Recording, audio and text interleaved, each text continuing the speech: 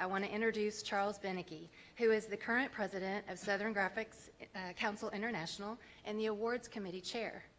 Charles is professor of art and the printmaking area coordinator at the Myers School of Art at the University of Akron in Ohio. He earned his BA at Kenyon College and his MFA in printmaking from the University of Connecticut. Formerly, he served as Associate Dean of Academics for the University of Akron Graduate School and as president of the Mid-America Print Council, and now serves as design liaison for the Mid-American Print Council Journal. He works in a broad range of print media, installation, painting, and new media, and in his work, he urges viewers to consider the effects of humanity on the environment. Please join me in welcoming Charles Beneke.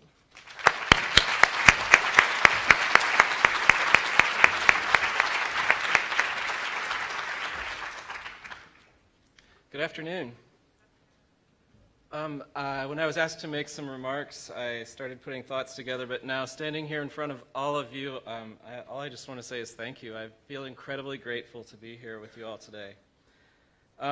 We have already participated in wonderful exhibitions, demonstrations, and events, and enjoyed the support of the University of Dallas, the University of Texas at Arlington, Texas Christian University, and Brookhaven College. This afternoon, it's wonderful to land at the University of Texas and all converge together here really for the first time at this conference in one space to hear Alison Saar speak about her work. In this moment, I'd like to express our special appreciation to UNT and to Laurie Gibbons. Thank you for welcoming us, and to you, Laurie, for your tireless work.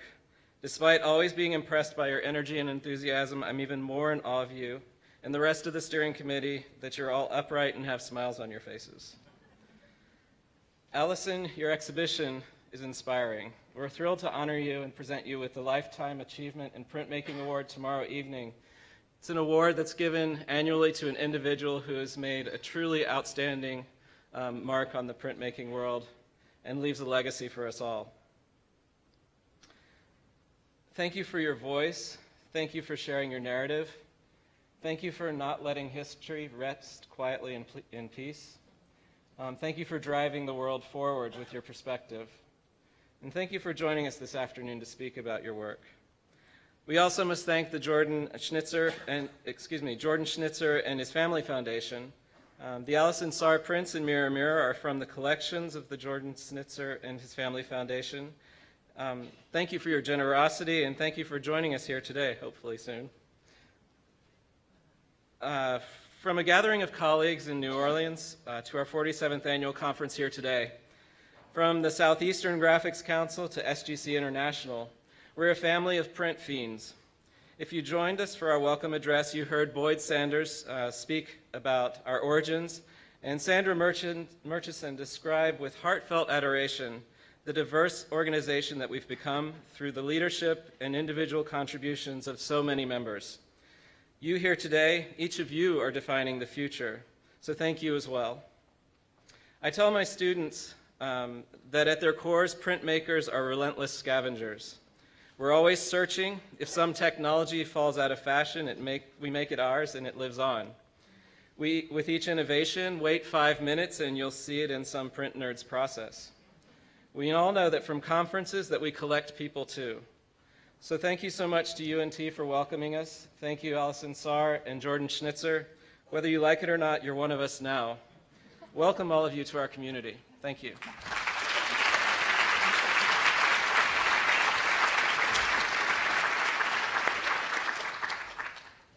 And now I will introduce our guest of honor. Alison Saar's sculptures, assemblages, and prints meditate on a range of experiences related to the African diaspora, with references from African, Caribbean, Latin American folk art, and spirituality. Saar's work often alludes to fabled narratives or rituals that help shape personal notions of history and identity. A native of Los Angeles, Saar earned her BA at Scripps College and her MFA at Otis Art Institute in California. She has earned numerous public art commissions and prestigious awards. Represented by LA Louvre Gallery, Alison Saar's work is in public collections throughout the U.S. and has been exhibited in museums and universities nationwide and internationally, notably at the California African American Museum in Los Angeles and the National Museum of Women in the Arts in Washington, D.C. and of course, here at UNT. Please join me in welcoming Alison Saar.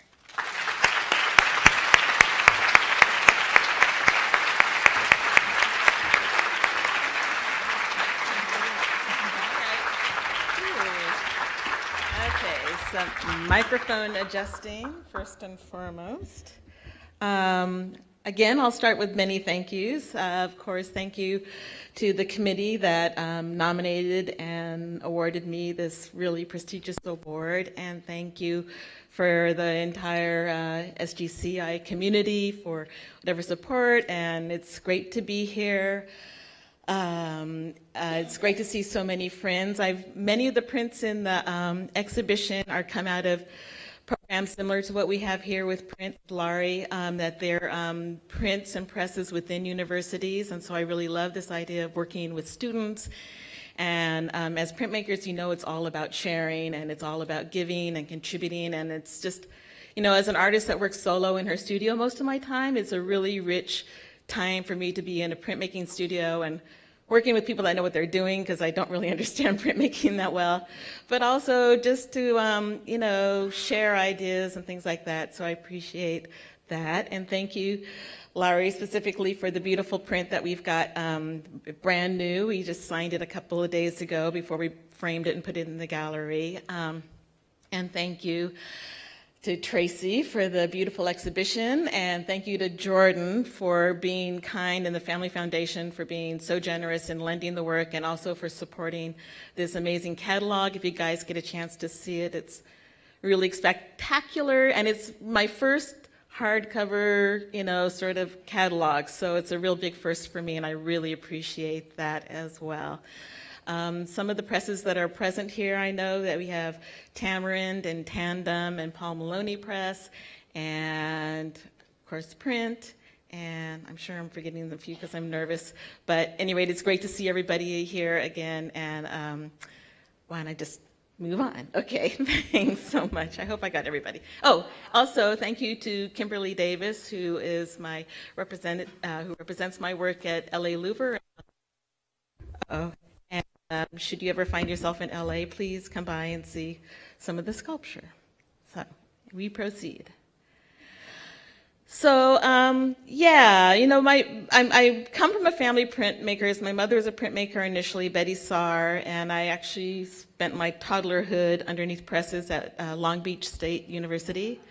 And now both of my children are printmakers as well, and so I really love to kind of see that sort of blood going through all of our veins. And so, you know, this was it wasn't until, you know, maybe in the late 80s that I started to think about doing prints. And I think because I was a wood carver and a sculptor, making woodcuts made the most sense.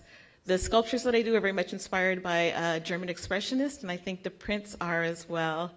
And it was great because I had the tools, and you know, you can see even with this piece of wood, I used often found pieces of wood because I was, you know, at that time kind of hungry and didn't really necessarily have, you know, high-end materials, and I definitely didn't have access to really great studios and presses at that time. So woodcuts just seemed to be the perfect thing, and it really was reminiscent of my mother making her prints in our kitchen growing up, and so it really felt like a coming home for me. So this piece is called Somnambulist, which is the sleepwalker.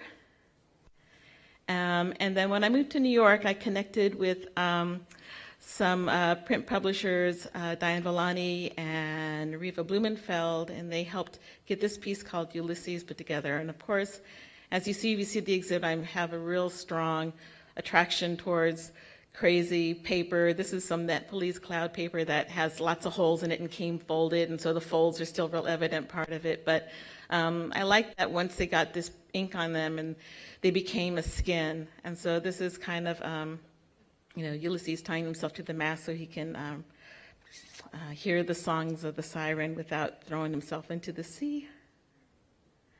And then this is Snake Man. So the first kind of large house I worked with publishing was with Pat Nick at Villani, Pat Nick at Vinyl Haven Press, which was just such an amazing experience that you take this ferry out to Vinyl Haven and you're in this beautiful old schoolhouse.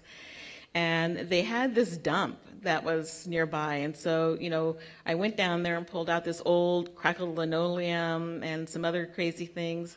And so these were all lithos where we would ink up all of these found materials and create these textures. So this kind of almost reptilian crackly skin for my snake charmer or snake man is taken off an old piece of flooring that was all curled up and crackled. And then this one, his John the Baptist's scarf, or that's actually Salome's scarf, but it's just kind of caressing his head on a platter. That's taken from an old, like Victorian rocking chair back that we kind of ran that through and then made a litho plate off of that. So I was really intrigued with things that weren't flat. I was really intrigued with kind of giving these things dimension, allowing them to be quasi-sculptural. And so that kind of taught me that no, printmaking doesn't have to be flat. It can take many different forms. This one, shoe sole, heart and soul is what it's called, but it was a shoe sole that we inked up and ran through and did an etching of it, so it actually has a really nice, like a taglio, or it's really deep. It's deep. And that was the natural hole in the shoe sole when we found it. And then this piece, Man Club, is actually two prints that are kind of placed in front of each other. So you're physically looking inside of this hole in his stomach into this, soft ground that we put. I think we got some mermaid swizzle sticks and other things kind of that we ran through the soft ground to pick it up. And again, so it was a kind of my ability to kind of translate my attraction to objects. So there's a sculpture of this, and I should say that almost all of the prints are two-dimensional renditions or reinterpretations of my sculptures. I call them like post-studies. And so in the actual sculpture, he has this opening kind of almost an inkisi sort of component to his stomach, which has all these objects embedded in it. So then to be able to take actual objects and run them through the soft ground, which was actually a technique I observed my mother doing many years ago. It was great because it felt like those objects were still physically inside of him. And so it being placed in front of you, you're looking through this hole inside of his stomach. This piece, Dried Piano. When I first moved to New York, I had the amazing opportunity to work with Bob Blackburn and the printmaking studio in New York City. And for those of you who had met Bob, he was hyper generous and would just invite people to come into the studio and work and learn, and whether he was teaching you things or other people were teaching you things, it really kind of made me really appreciate the printmaking community. And so this was a print that was made after Bob passed, but it was made by the studio. But I owe a great deal to Bob Blackburn in terms of him just being open and really gracious and generous. So what I'm going to do is kind of show a sculpture and then maybe show some of the prints that kind of follow after them. So this piece is called Sweeping Beauty. That's a real broom. And then that's what ended up being Sweeping Beauty, the piece in the gallery, which is a fairly large print that I did with Angelus Press, Toby Michelle in Los Angeles when I first moved back to Los Angeles. And the problem with someone letting you make a big print is then you never want to make small prints again. So as Laurie and all you at Print here are experiencing that kind of sickness. So, and then this piece is called Kiss on a Rope, which was kind of talking about that moment of passion between two people. It's not so much, we realize when we go into the gallery, there's a lot of severed heads. It's not so much about having heads cut off as it is about maybe a disassociation with the body or sort of an obsession kind of in this very tight space where all you see are each other. This piece is called Delta Do. This was made with John Armstrong in Arizona at Arizona State. And it's all of the bottles we just printed on a separate piece of paper, and they're all Shinko-laid. So each print, I think it's an addition of maybe 2 or 3 anyhow. They're all variable because we would just change where the bottles go. This is a piece called Inheritance, and then the little print of it is there. So she's kind of this I think of her as kind of this child atlas holding up a wounded world. It was inspired by a trip to Senegal and seeing these kids, as young as or younger than my children, kind of, helping carrying things and helping minding their siblings and all of that. And contrast for me, any rate. So these are all those strong, powerful little girls, which is a reoccurring theme in my work, as we may see later on. And this piece is Lost Boys, looking at the young men I'm sorry, this looks a little twisted, in Darfur and Senegal during the war, and them having to, hike or walk, hundreds and thousands of miles. And so, again, you can't really see that here, but these are etchings made from shoe soles, and then we burnished out the faces. And the red strips are just torn pieces. This piece is called Tango, and there's the print Tango, which was done again at Santa Monica Community College in their print department. So it's nice to see how many of these actually come through educational facilities, which is, I think, a really wonderful experience for both myself and hopefully for you all, for those of you who've managed to work together. Washtub Blues, this was Bud Shark for the Museum of the Woman, I think is what it was called, which never fabricated, but we have these great prints as a result of it. And kind of, also looking historically, because it was the Women of the West Museum, actually, is what it was called. And I was really intrigued with women of color and the roles that they played, especially during the gold rush, and how many of them ended up being laundresses and earned so much money off of prospectors that they were able to send money to free their siblings and their family that were still enslaved in the South. And Powder Tricks, and this was made at the Vermont Studio Center, these next few. So this is a totally green studio. They're all collagraphs. And so there's a sculpture of this piece as well in the exhibition. And then this as well with the nails are hand painted, but also a collagraph. And this piece is called Compton Nocturne, and so it's kind of based on the song Harlem Nocturne by Duke Ellington, only coming from Los Angeles. I had to switch Harlem up for Compton. And so it's kind of this idea of this odalisque, but also tying in these sort of spirit bottle trees. And these are kind of like her dreams that are being captured as opposed to like wicked spirits that are trying to trespass. And that's what the print ended up looking, which was what we did at Cameron. So that's a stone litho, actually. And then this is the piece called Equinox. I did my undergraduate work at Scripps College, and so of course, it being a humanities liberal arts school, I had access to some amazing education with Greek and Roman mythology and all that, and I maybe didn't appreciate it so much then, but I think it's really fed my work, and I really kind of see that as being kind of really the key component to my education. So whenever you guys are out there frowning at your assignment for reading whatever, know that this will be, fodder for your work in the future. So this is Demeter kind of expressing milk for her over the loss of her daughter Persephone, who's in the underworld. She's holding 2 pomegranates, and the blood of the juice of the pomegranates is running up to meet at the equinox with her mother's milk.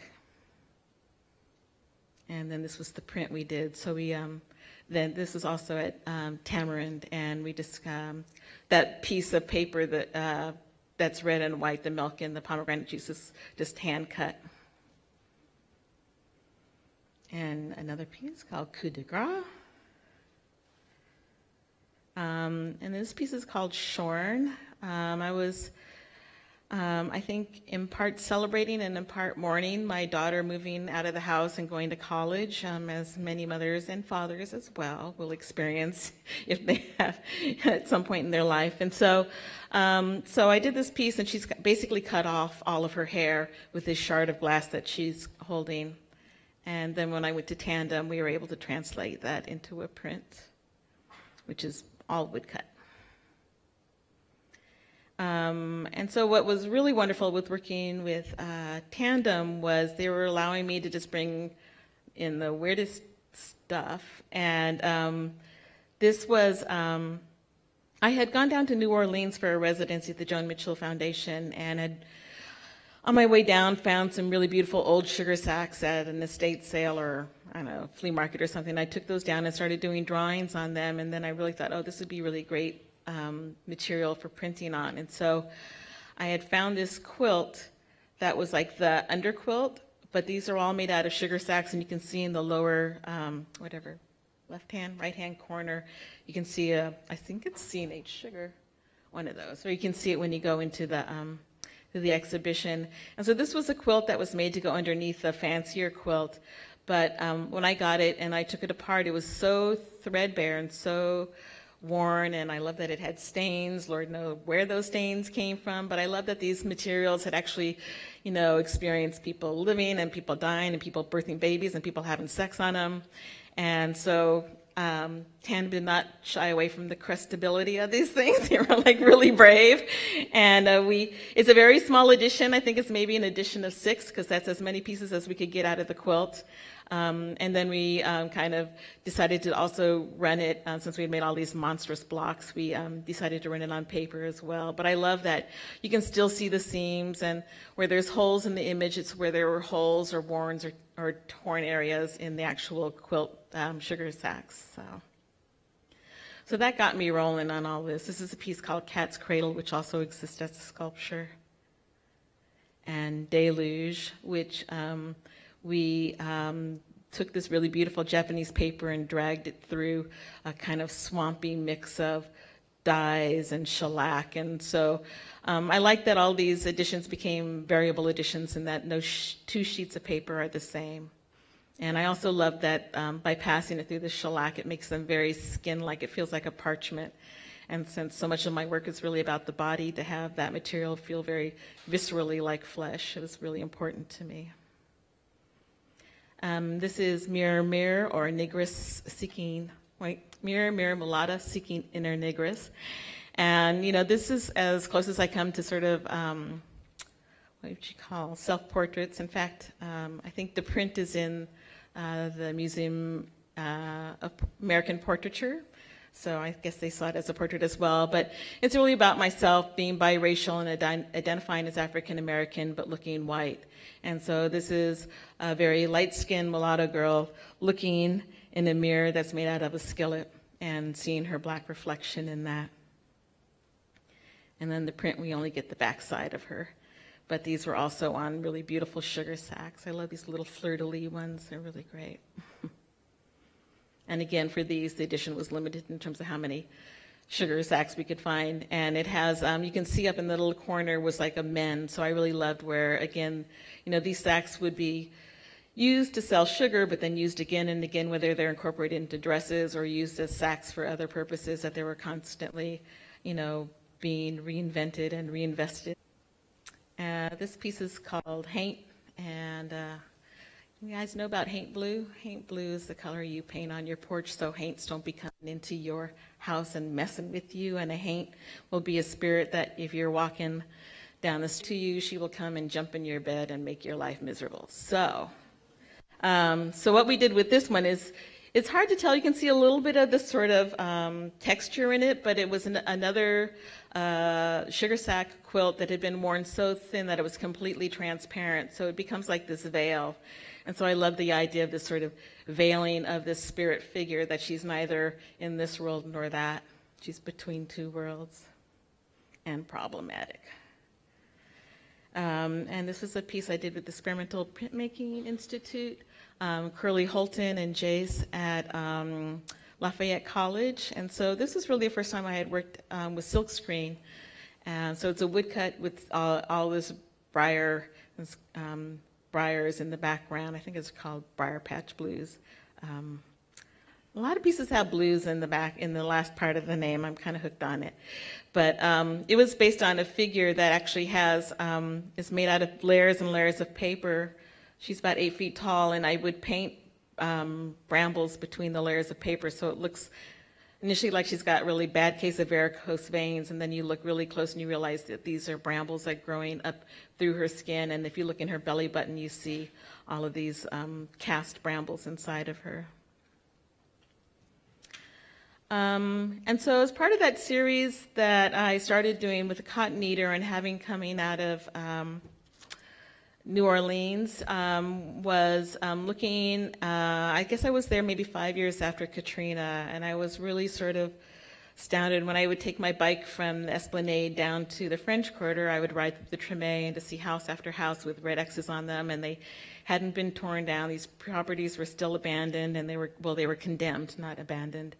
And how, all these promises that New Orleans was going to be better than ever and rebuilt, and, it's just going to be as great as it ever was failing. Well, of course, the mayor was a crook, and all these other things, it was kind of like, if the disaster wasn't enough, the aftermath of that disaster was worse in terms of people building, basically pushing people of color out of these communities, and that these are people that had really invested in their homes, worked really hard to have these homes, and of course the reason why some of these homes were affordable to them was because they were in the soggy bottom or they were in flood-prone areas. And so I was really kind of interested in the history of that and started looking at the history of floods and African Americans specifically, and that led me to the Great Mississippi Flood of 1927. And in reading about that, seeing the hardships that these sharecroppers faced at the hands of white farmers that forced them to stay on levees as encampments, and then to look at the images of people stranded on the highways and stranded on the freeways and not able to cross over to Grisham, being turned back at gunpoint by the sheriffs. It was really heartbreaking to me to see that some 80 years later we were going through the same things in terms of bigotry and inequity in terms of where people can live and how they can live. And so I had done a whole series of work based on this experience, and one of the pieces I did is called Haiti's DWP. And for those of you who don't live in Los Angeles, DWP stands for the Department of Water and Power.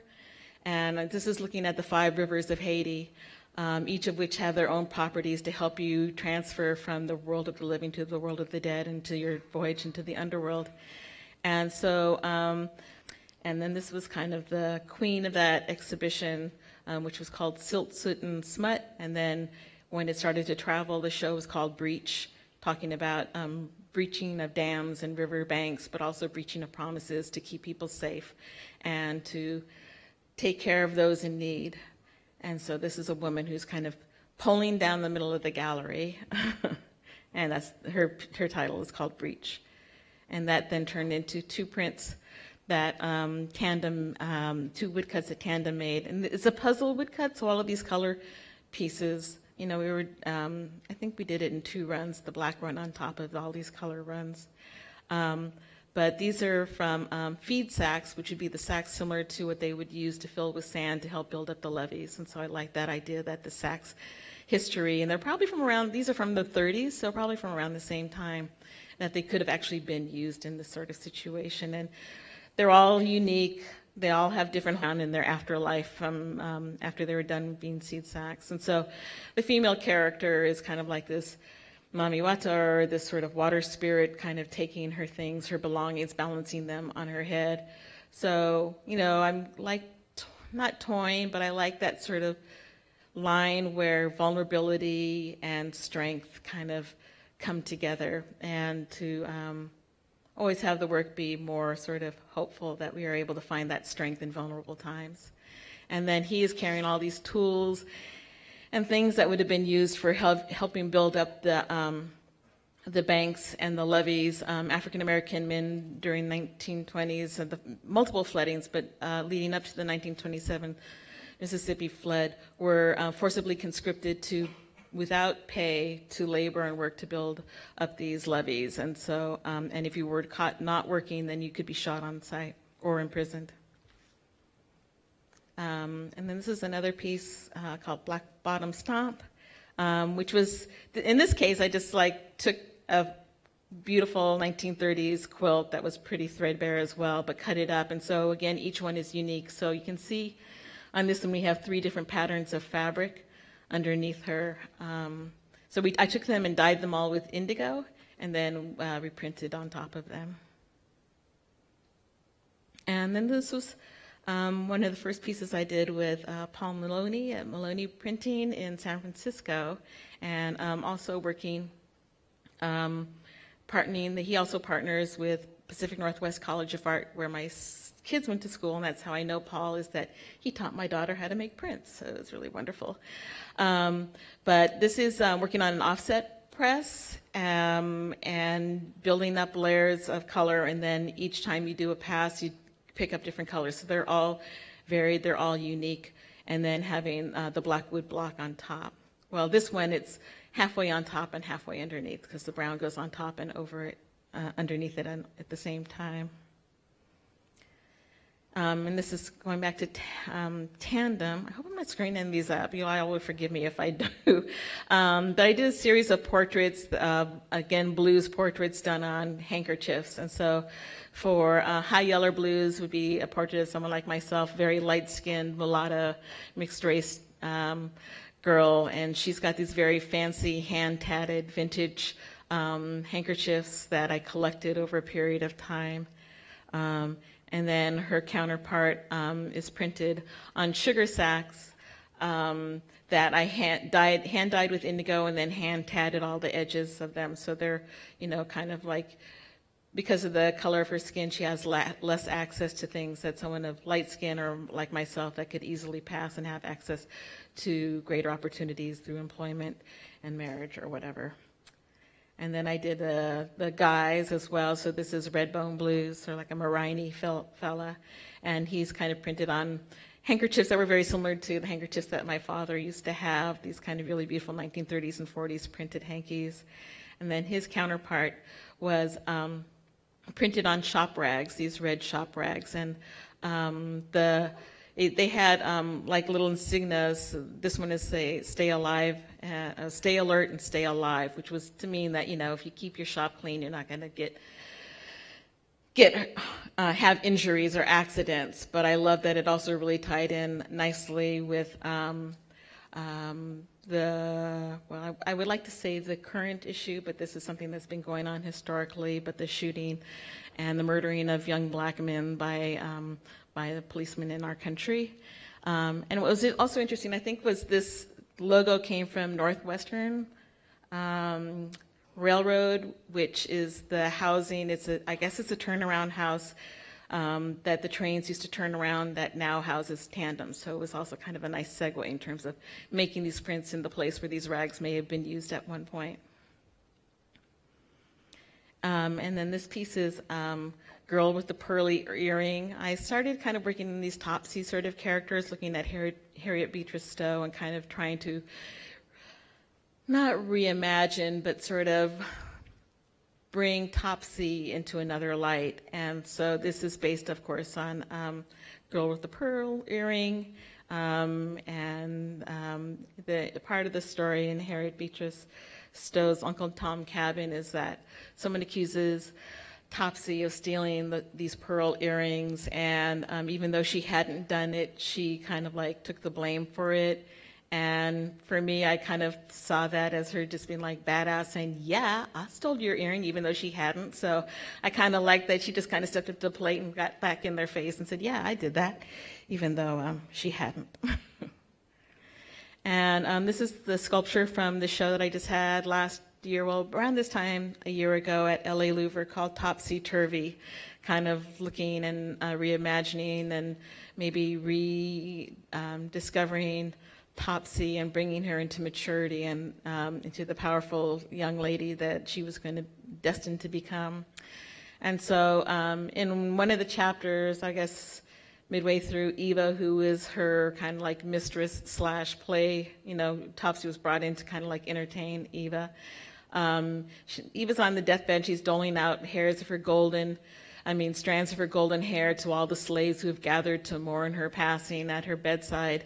And, many believe that this sort of, her hair has been described as being light and goodness and everything pure and beautiful, and, hence, this blonde sort of bigotry. And so I decided Topsy was not going to be content with a few strands, and so she has taken her sickle and taken Eva's entire scalp. And she, basically saying, if this golden hair is your power, then I am taking it from you. And so she's holding her gold-leafed scalp. My father was an art conservator, and so I grew up learning to do things like gold leafing and things like that. Got her sickle in her other hand and ready to conquer the world. And then this is the print that we did, which is intentionally hyper dark, that you really see the hair and you see the sickle and you see the dress and you see the ties in her hair and her eyes, but the rest is very sort of dark, like she's like sneaking up on you. And then this is maybe the most recent work that I've done. This is a piece that was commissioned for the Metro North train station at 125th Street in Harlem. And it's basically a space to come in and kind of get out of the cold. And so I created, I think, 16 images, a total of 64 blocks, that were then sent to Germany and transferred onto glass to create these really beautiful glass murals. This is one of them's in blue and one of them's in yellow. But then, you know, having done all that work, I'm like, dang, I'm going to make prints out of these. And so I went knocking on Paul's door, Paul at Maloney Press, and we decided to put together a portfolio, which I just saw today. I'm very excited because it has a really beautiful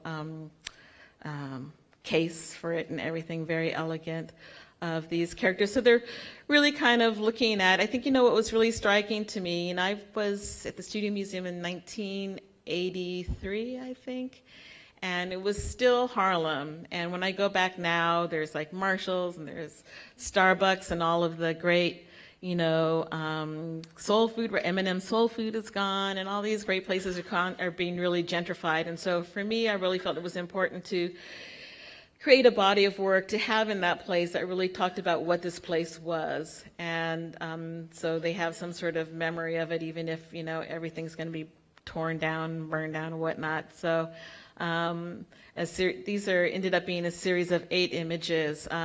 They're 4 to 5 block linoleum cuts, and this one's called Shebop, and this one is called Syncopation,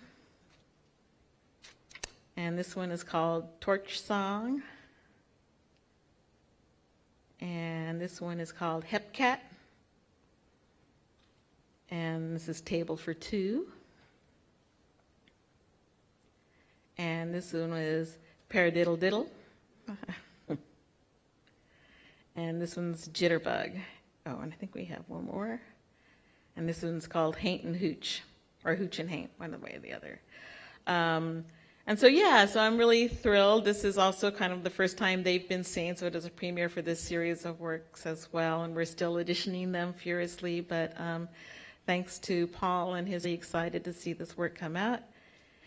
And then our last piece is based on this piece called White Guys, which was part of the Topsy-Turvy exhibition, and this was a grown, lighter-skinned figure who was a slave who would be working in the house, and so she kind of had the inside scoop. And I had done a series of armies of little girls, each holding tools of the 5 agricultural slave crops of the United States, but since she was working on the inside, she has an iron, and when you go see the show, you can look really closely and you'll see there's a little drop of blood at the tip of her iron, and then it's maybe a little more evident in the print.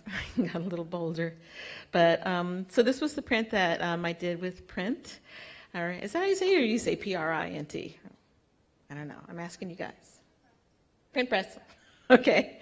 Quite big. Larry said they have a big print bed, and I, of course, took advantage of that. And if you guys haven't yet, go up and visit, and you can see all the blocks that we use. I think it's 4 blocks with the 5th process, or well, more than that, because we dipped it in shellac and pigment to kind of get this sort of irregular sort of paper patterning, and then we had masonite with laser cut cotton balls on it that makes the wallpaper, and then we had a block carved for her skin, and then we had a block carved for the cotton balls and her hair ties and her dress, and then there's a little teeny weeny block that for the blood on top of it. So at any rate, that brings us up to date. Thank you so much. That's a lot to talk about.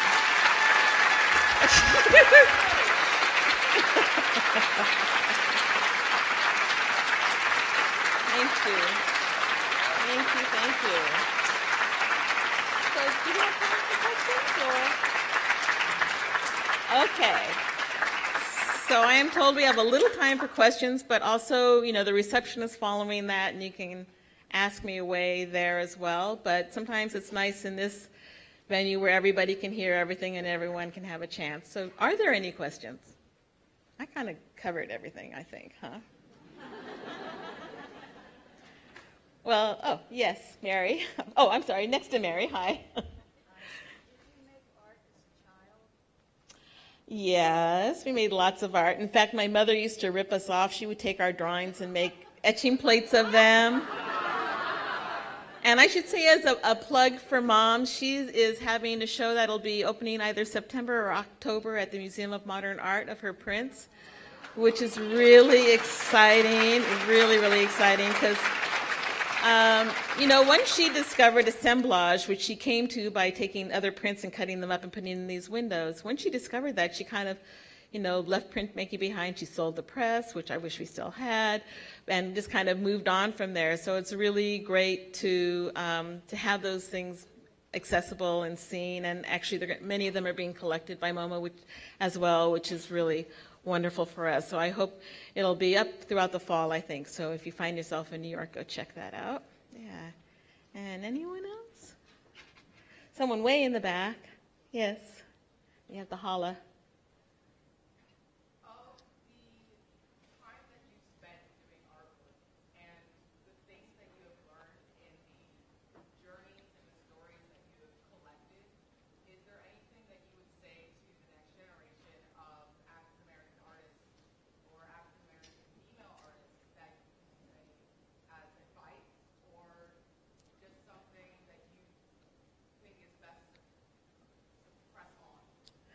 Well, I think, we all have our stories. Personally, my work really reflects a lot about, on my family and history, but it's also very much fed by what's happening in the here and now. And I think you just really need to, not think about what people are going to understand, or not think about, whether this is going to be appealing to a broader multiracial or different sort of racial sort of audience, but you really got to make that work really about you and your own experience. And the only way they're going to start understanding those stories is if they start seeing them. And so I think of it also as just sort of this education, putting that work out there, that these are perspectives that they have not necessarily had the opportunity to see up until maybe the last couple of decades. And, you look at some of the, really amazing people like Bob Blackburn or Jacob Lawrence that were doing prints way back then, and how powerful those works are now. And they're just now getting recognized. You're just now seeing some of this work. And so, just really talk about what's true and important to you personally. And, it may not include the figure, it may not include the body, but it's still a story that I think is really important, and they need to see it in order for them to start to understand what's going on. Does that make sense? I feel like I'm talking to just you, but maybe there's some other folks that might be pertinent to. Anyone else? Yes? Do you still find yourself pulling reference from folklore and mythos and religion in your artwork, or do you think that you've kind of gravitated away from that? No, it's still under most of that. I mean, sometimes it ties more to, I think, this sort of Topsy and the Golden Fleece is kind of tying in, Topsy and the Hair to Beat Your Stone, this antebellum book, and then, Jason and the Argonauts, right? So it kind of goes back and forth. And I like this idea of kind of taking these myths and legends that are recognized in the Western world and bringing it into our fold and merging it often with the diasporic mythologies. And then, I think it creates an access for the uninitiated to kind of come in and sort of understand things through a lens that they're more familiar with. That, if you've come up and been educated through all these Western myths, you know the story, but then to kind of flip it a little bit on its ear and talk about maybe some other aspects of other lives and other places, that I think it gives them an entry. Yeah, anyone else? We all probably want to just go eat, right? Okay, so I'm going to leave it at that. Thank you so much. I appreciate it.